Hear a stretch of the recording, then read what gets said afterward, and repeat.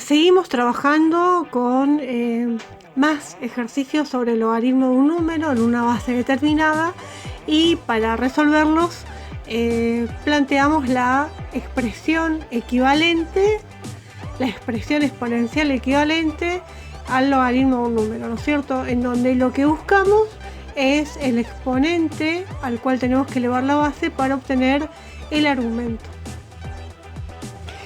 Y vemos que ya no es tan fácil darse cuenta cuál es el exponente al que tengo que elevar un medio para obtener 0,5.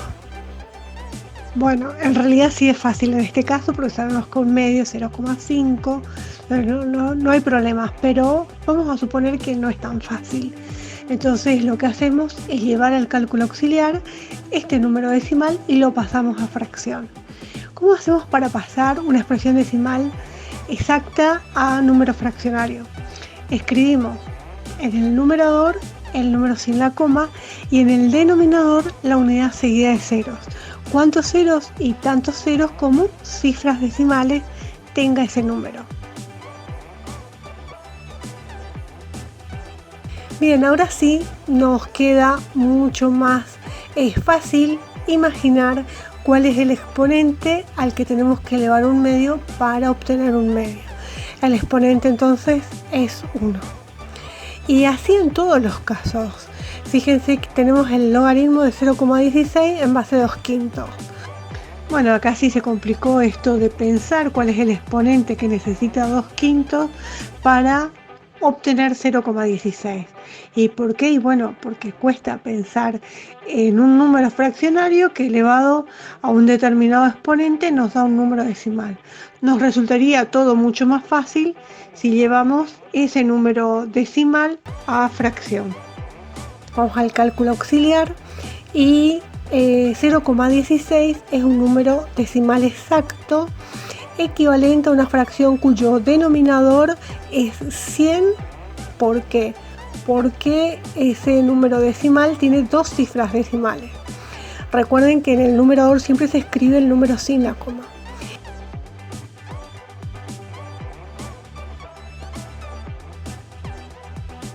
Bueno, reemplazamos ahora esa fracción que obtuvimos a partir de 0,16 en el lugar que le corresponde. Y ahora sí, otra cosa, ¿no? 2/5 necesita un exponente igual a 2 para llegar a 4/25.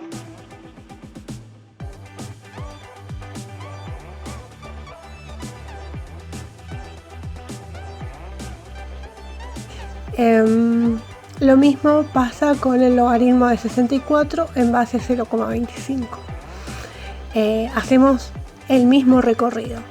O sea, planteamos la definición de la expresión equivalente del logaritmo por definición, y vemos ahora una expresión en donde cuesta imaginar el exponente que necesita 0,25 para obtener 64.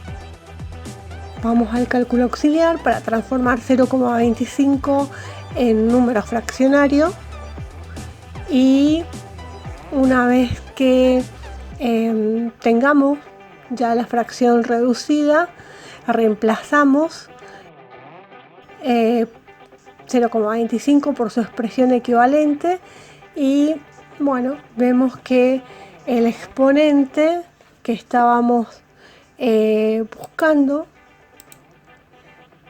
¿sí? Fácilmente podemos determinar que es -3.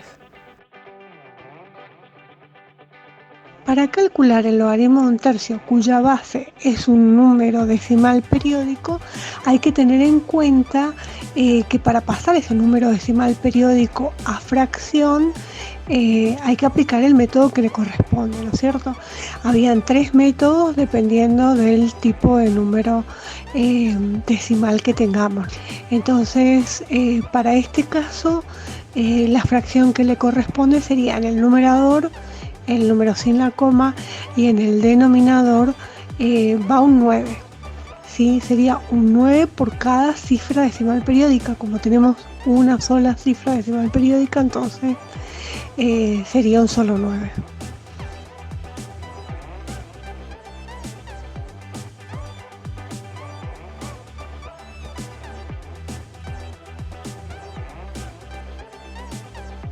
Bueno, y con esto llegamos a que el logaritmo de un tercio en base 0,3 periódico es igual a 1.